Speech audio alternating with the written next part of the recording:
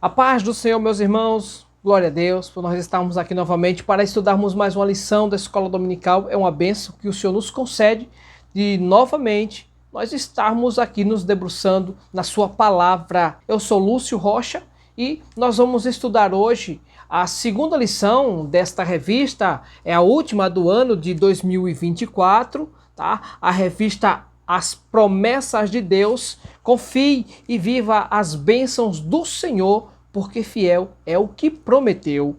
Seja bem-vindo. Antes de nós entrarmos na lição, eu quero te pedir para que você deixe o seu gostei no vídeo, se inscreva, você que ainda não é inscrito, e também compartilhe, deixe o seu comentário, interaja conosco e faça o YouTube entender que esta obra é importante, é relevante para a edificação de vidas e também para a glória de Deus. Vamos entrar aqui na lição de número 2, do dia 13 de outubro de 2024, que tem por tema as promessas de Deus para Israel.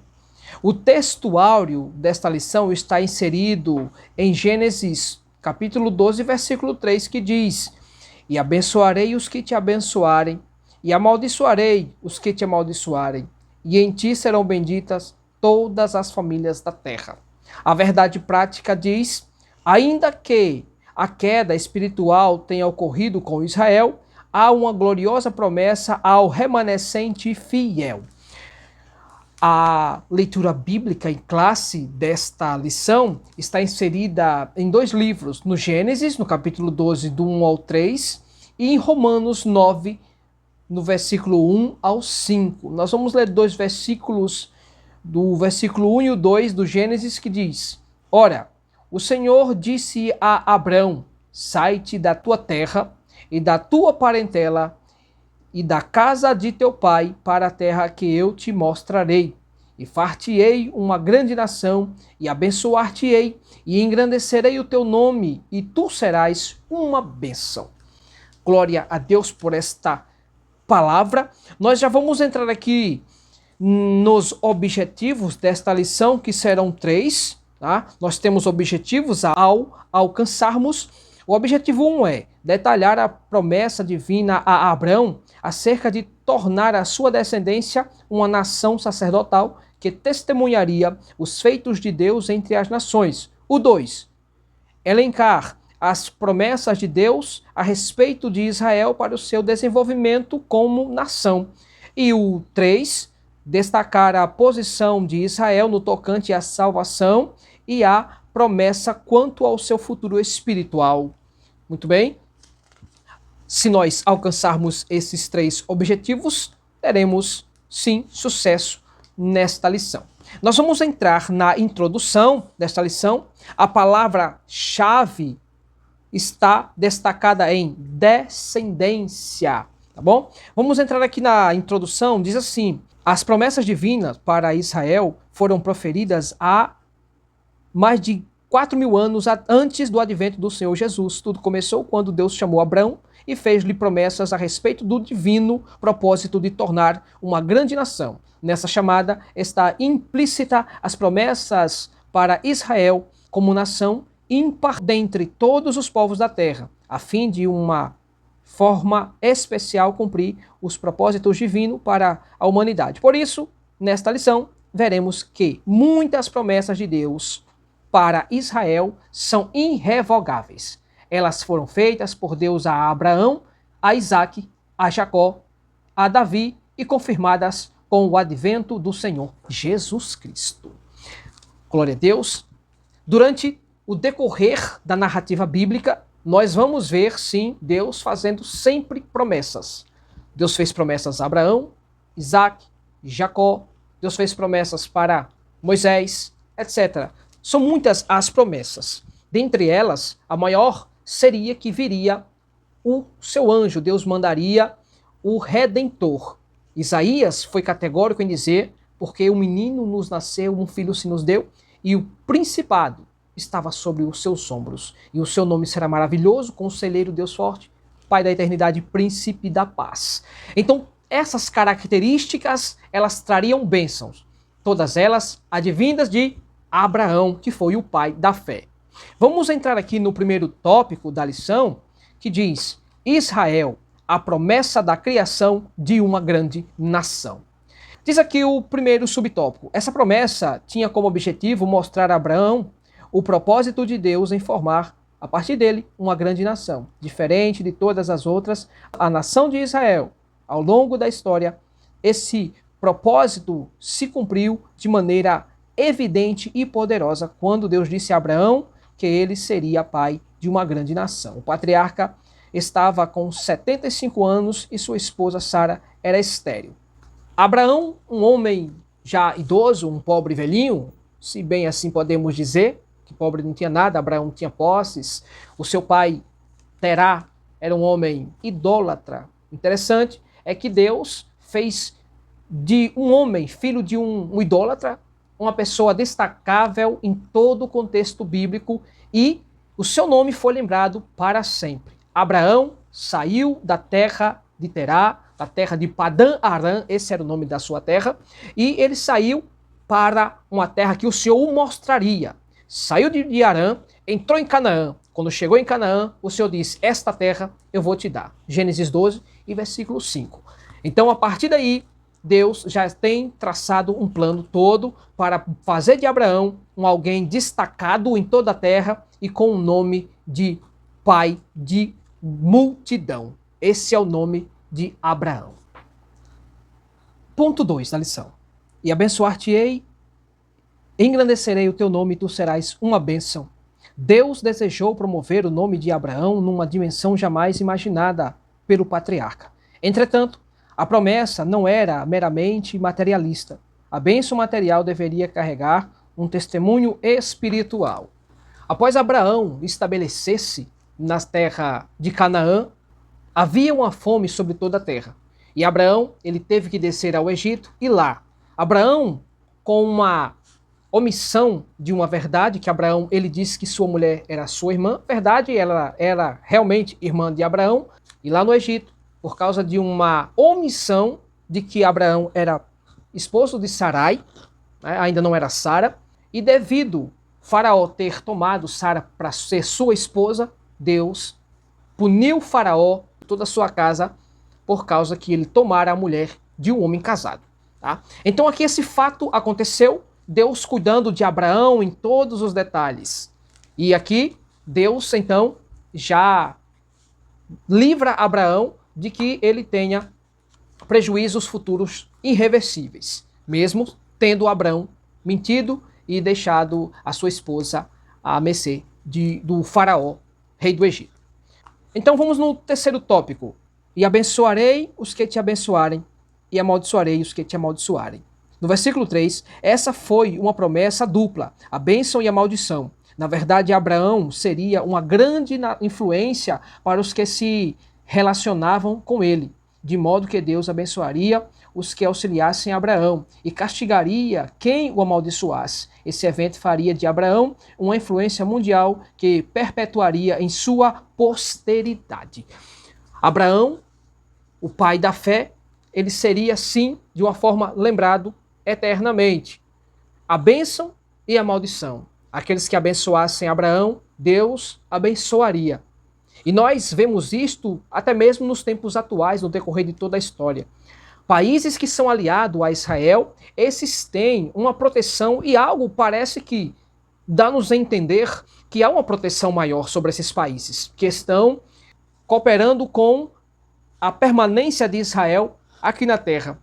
Países islâmicos, países do Oriente Médio têm se levantado e têm tentado exterminar a nação judaica, uma nação histórica que Deus disse que abençoaria e amaldiçoaria aqueles que amaldiçoassem Israel, isto é, Deus iria contra essas nações. Se nós observarmos, as nações que foram contra Israel, elas sofreram, pagaram o seu preço no seu tempo, e hoje Israel ainda está sobre a potente mão de Deus. Deus tem propósito para Israel, e através da pregação da igreja, Israel, ela terá um novo nascimento, o remanescente, ele chegará a existir.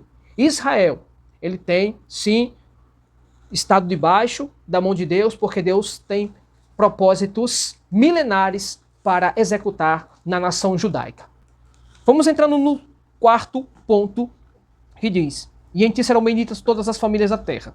Essa promessa é considerada uma segunda profecia das Escrituras a respeito do Senhor Jesus. A primeira está registrada em Gênesis 3:15. Podemos ter essa confirmação por meio da carta de Paulo aos Gálatas, em que uma bênção espiritual viria por meio de um descendente de Abraão.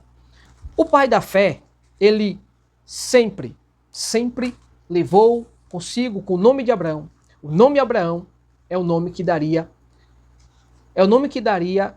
origem ao nome do Senhor Jesus. O nome de Abraão aparece na genealogia de Cristo, desde o início, vem seguindo um ritmo de pessoas apresentadas na genealogia até chegar em Jesus. Tá? Esta bênção, ela atravessaria a história, caminharia no tempo. Toda uma descendência seria arrastada de geração pós geração, até chegar então no grande e único suficiente Salvador, Jesus. A promessa, ela foi sendo estabelecida para Abraão, e aqui, então, Abraão sendo o patriarca, tendo o seu nome chamado pai da fé, Abraão se tornou o homem mais conhecido de toda a história bíblica. Até hoje, os judeus reverenciam o nome de Abraão, eles respeitam o nome do patriarca, porque eles sabem que eles foram gerados da semente de Abraão. Vamos no segundo tópico da lição. O segundo tópico vai falar outras promessas a Israel. Promessa de um filho a Abraão. Além das solenes promessas de Deus a Abraão, o Senhor prometeu-lhe um filho. A promessa pareceu estranha ao patriarca, pois, como vimos anteriormente, ele era avançado em idade. Sua esposa também. Além dela ser estéril, o pai da fé argumentou com Deus que provavelmente seu servo Eliezer seria seu herdeiro. No entanto, Deus aparece aqui na história e faz promessa dizendo, não, Abraão, aquele que vai nascer de você será o seu herdeiro. E Abraão, ele crê nas promessas de Deus. Deus estava prometendo Isaac futuramente. E a nação de Israel, a partir de Abraão, Isaac e Jacó, ela passa a ter origem a partir desses três nomes. E Israel até hoje, eles falam o nome deles três. O Deus de Abraão, o Deus de Isaac e o Deus de Jacó. Bom, a promessa de um filho a Isaac. Deus não se esquece de suas promessas. Após a morte de Sara, Abraão casou-se com Quetura. Ele tinha mais de 100 anos e teve 6 filhos com ela. Antes de morrer, Abraão providenciou uma esposa para Isaac, por intermédio de Eliezer, seu servo. A promessa de que o Senhor viria à terra. A promessa de que Abraão seria o pai da fé. Deus deu Isaac. Isaac, agora também, por sua vez, arranjou uma mulher. Isaac se casou com uma moça de sua família também, porém estéril, do mesmo jeito de Sara. Os propósitos divinos, eles sempre vêm com dificuldades, mas isso é para provar a fé e estabelecer critérios de intimidade entre a pessoa que recebe a promessa e Deus. Para isso, milagres acontecem porque Deus é fiel. E Isaac, ele teve 2 filhos, Esaú e Jacó. Porém, a promessa caíra sobre Jacó. Bom, entrando no subtópico 3. A promessa renovada. O Senhor falou com Jacó e reiterou a promessa feita a Abraão, que lhe daria aquelas terras. Isaac foi considerado o herdeiro da promessa. Por isso, antes de morrer, concederia bênçãos para seus filhos. Esaú perdeu seu direito de primogenitura, pois o trocou por um prato de comida. Jacó, depois de receber a bênção que era do seu irmão, enganou seu irmão. O Isaac já estava avançado em dias, ou seja, já era velho, já não enxergava bem. Na verdade, não enxergava nada. Ele conhecia seus filhos apenas pelo tato. E ele viu Jacó. Jacó era liso, porém Esaú era cheio de pelos. Esaú tinha o corpo cabeludo. E então, Esaú vendeu o seu direito de primogenitura por um prato de lentilhas, prato de comida.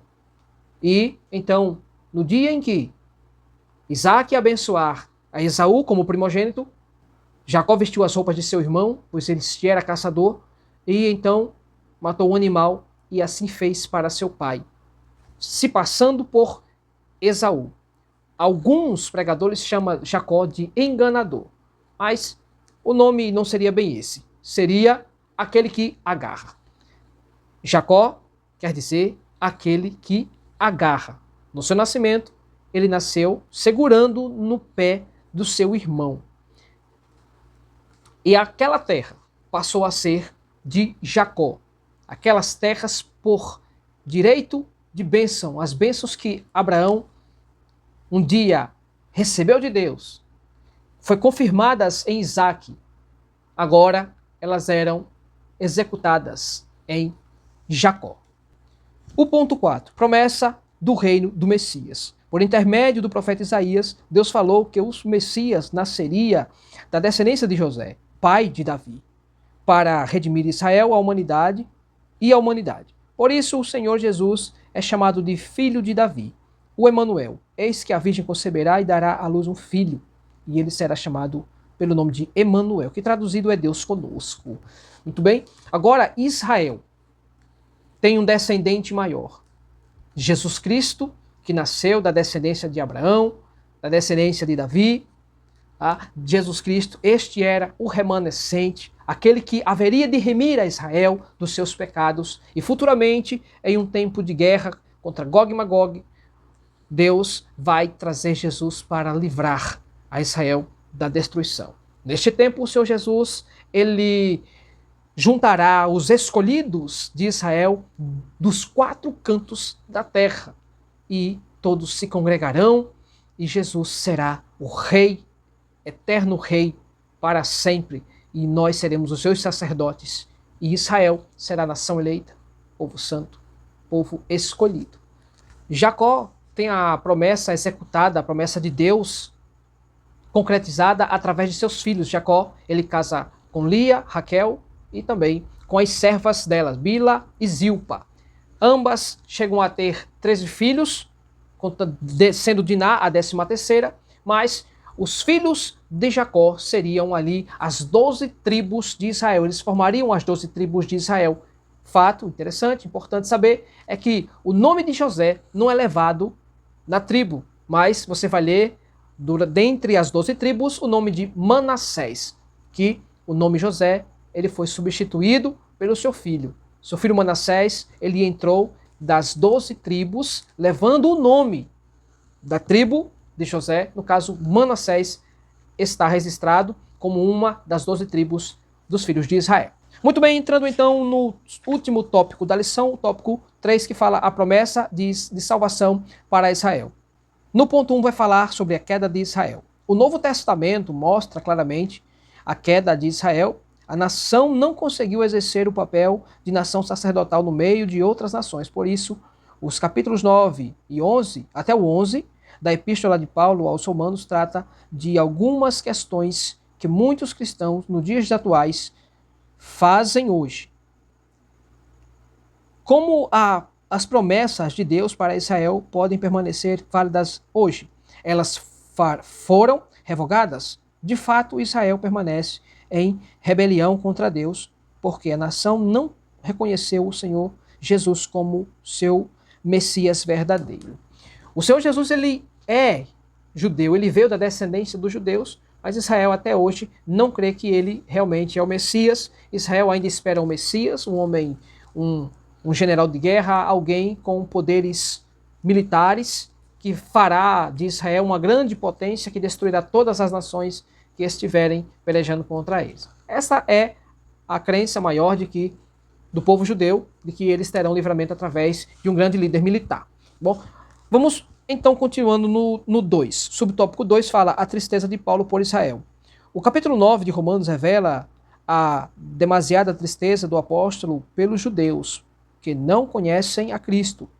1 Coríntios 9, 22. Sim, os judeus que não conhecem a Cristo estão em uma situação muito difícil, pois o Senhor Jesus descende diretamente deles. Segundo a carne, esse sentimento de tristeza e a ao mesmo tempo, uma atitude piedosa de sofrer pela salvação dos judeus. O apóstolo Paulo lamenta e, em certa situação, ele faz uma analogia entre Sara e Agar. Sara, que era realmente a mãe, a portadora da promessa, que teria o filho Isaque, e fala de Agar, que teve um filho, sim, de Abraão, porém escravo. E nós hoje estamos debaixo, não do filho da escrava, mas sim estamos debaixo da promessa do filho da livre.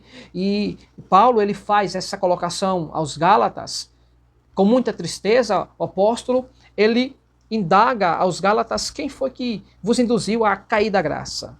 Aí Paulo, com muita sabedoria, ele usa a analogia de Sara e Agar, simbologicamente representando ali os filhos da escravidão e os filhos da liberdade, que a liberdade vem de Isaque. Subtópico 3. A promessa de salvação a Israel. Quando orava por Israel, o apóstolo expressava o seguinte, dos quais é a adoção de filho e a glória e os concertos e a lei e o culto e as promessas dos quais são os pais e dos quais é Cristo segundo a carne, o qual é sobre todos Deus bendito eternamente. Amém. O apóstolo está expressando que Jesus, ele é a salvação, e Israel aqui precisa crer em Jesus, porque é para ele, por ele são feitas todas as coisas, a ele a honra, a glória e o louvor para todo sempre. Um dia Israel, ele chegará sim a ser estabelecido no reino juntamente com Jesus, e eles reconhecerão que Jesus é o Salvador. Um dia nós estaremos todos juntos com a nação de Israel e o Senhor Jesus reinando sobre todos nós. Vamos ler aqui a parte da conclusão.